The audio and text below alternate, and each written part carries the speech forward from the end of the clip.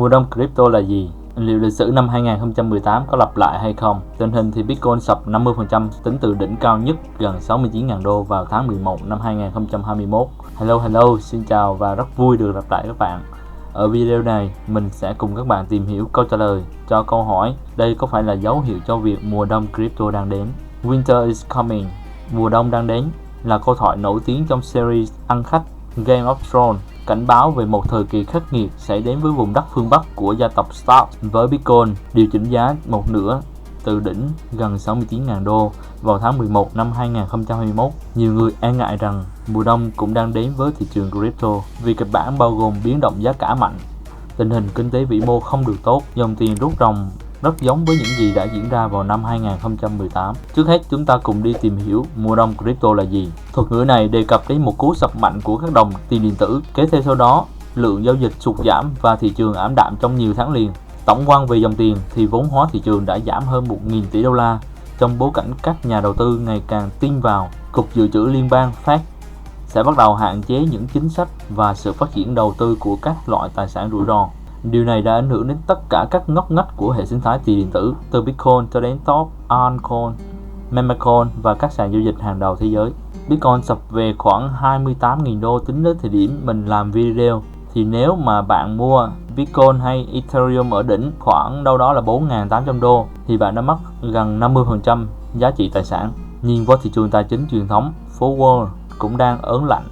Theo chỉ số FAN của Sở Giao dịch Chứng khoán New York, tháng 1 là tháng đặc biệt kinh khủng đối với các nhà đầu tư sành sỏi khi cổ phiếu của những tay chơi lớn trong ngành công nghệ đã giảm gần 8%. Trước đó, cổ phiếu của Meta Platforms, trước đây gọi là Facebook, cũng rơi xuống vực khi giảm 34% chỉ trong vỏn vẹn 6 tháng. Những con số này gợi lại ký ức u ám năm 2018 và khiến nhiều người tin rằng lịch sử đang lặp lại. Năm 2018, giá Bitcoin giảm hơn 80% xuống mức thấp nhất gần 3.000 đô so với đỉnh vào cuối năm 2017 và tình trạng kéo dài đến tháng 12 năm sau. Giai đoạn này đặc trưng với sự bùng nổ và suy thoái của các đợt ICO và một số ngân hàng lớn tạm hoãn kế hoạch ra mắt các sàn giao dịch tiền điện tử. James Malcolm, người đứng đầu bộ phận nghiên cứu ngoại hối tại UBS, ngân hàng Thụy Sĩ, cho biết có vẻ như đây là một giai đoạn khá khó khăn và có khả năng kéo dài. Do đó, so sánh với chu kỳ năm 2018 là có vẻ khá là hợp lý. Nên nhớ rằng mùa đông tiền điện tử 2018 không chỉ diễn ra trong những tháng mùa đông theo thời tiết. Về cơ bản, nó kéo dài cả một năm. Vì thị trường tiền điện tử mới trải qua chỉ một mùa đông duy nhất trong lịch sử vào năm 2018, nên một cách để biết liệu chúng ta đang ở trong một mùa đông mới hay không là làm một phép so sánh giữa năm 2018 và năm 2022. Vào năm 2018, mùa đông tiền điện tử đổ bộ ngay sau khi Bitcoin đạt đỉnh là 20.000 đô vào tháng 12 năm 2017, cùng với giá của những đồng coin hàng đầu tăng 70% trong gần 2 tháng. Tính đến thời điểm bây giờ đã hơn 3 tháng kể từ khi Bitcoin giảm từ đỉnh gần 69.000 đô tháng 11 năm 2021 và đến nay mức giảm khoảng 50% và vẫn chưa có dấu hiệu rõ ràng của sự phục hồi. Nhìn chung, vốn hóa thị trường tiền điện tử đã giảm khoảng 66% trong khoảng 2 tháng cuối năm 2017, đầu năm 2018, theo CoinMarketCap. Cuối cùng, Bitcoin đã giảm 84% trước khi chạm đáy của mùa đông tiền điện tử đầu tiên, nghĩa là nếu kịch bản tương tự xảy ra, Bitcoin sẽ cần chạm đáy ở mức khoảng là 11.000 đô. Trong những năm gần đây, ngày càng có nhiều người cho rằng thị trường tiền điện tử tuân theo mô hình tăng và giảm sau mỗi chu kỳ 4 năm. Rất khó để nói liệu đây có phải là kết quả của lời tiên tri ứng nghiệm hay không. Nhưng lý thuyết này với thời gian xảy ra sự kiện Bitcoin halving xảy ra khoảng 4 năm một lần thì nó đã có tác động một phần nào đó làm thay đổi động lực của thị trường và mở ra một chu kỳ thị trường mới. Trong mỗi lần Bitcoin halving, số lượng Bitcoin trao cho những thợ đào khi họ khai thác được một block bị giảm một nửa. Lần gần nhất của sự kiện này diễn ra là năm 2020. Phần thưởng đã giảm 50% từ 12.5 xuống 6.25 Bitcoin.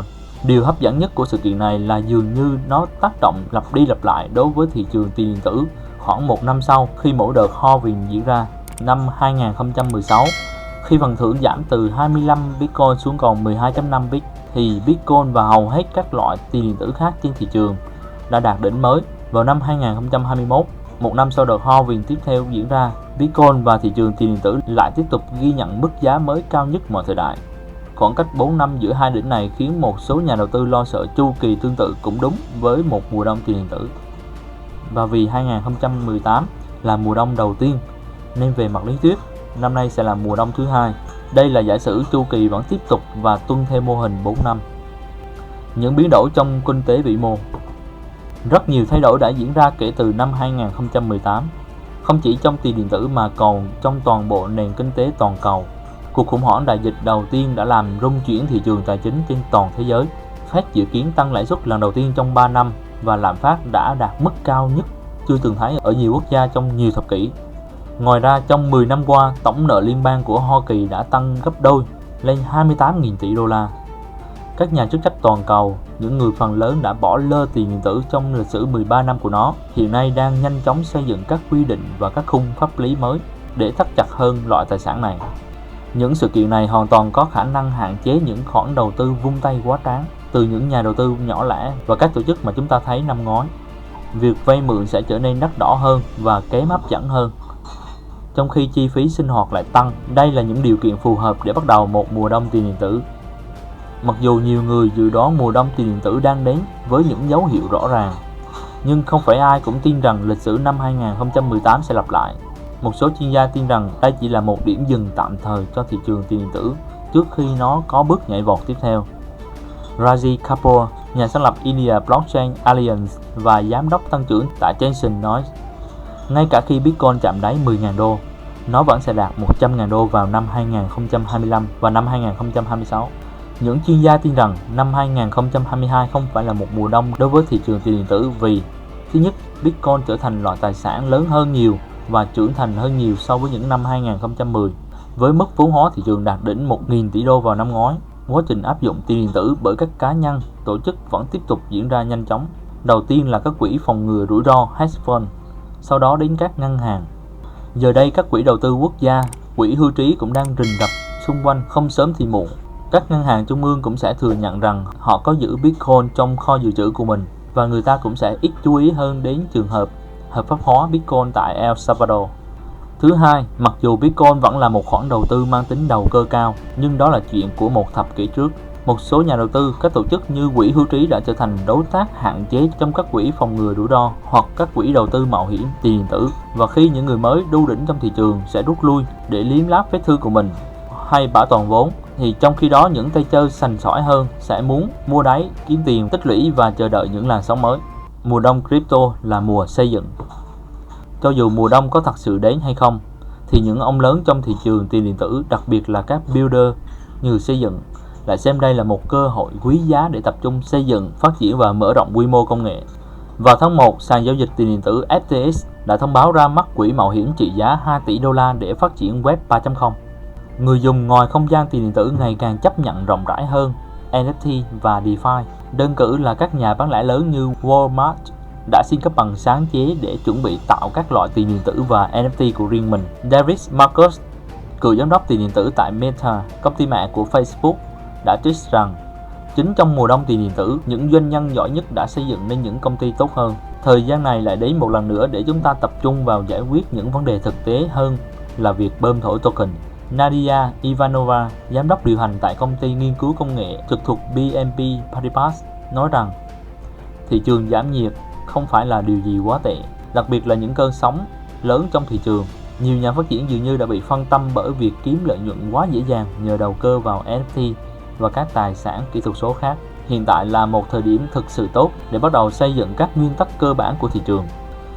Đến với Vitalik Buterin, ông trùm của đế chế Ethereum, nói rằng trong số những người tham gia sâu vào thị trường tiền điện tử, đặc biệt là những người đang xây dựng các dự án, rất nhiều người hoan nghênh mùa đông crypto vì đây là một phép thử hiệu quả.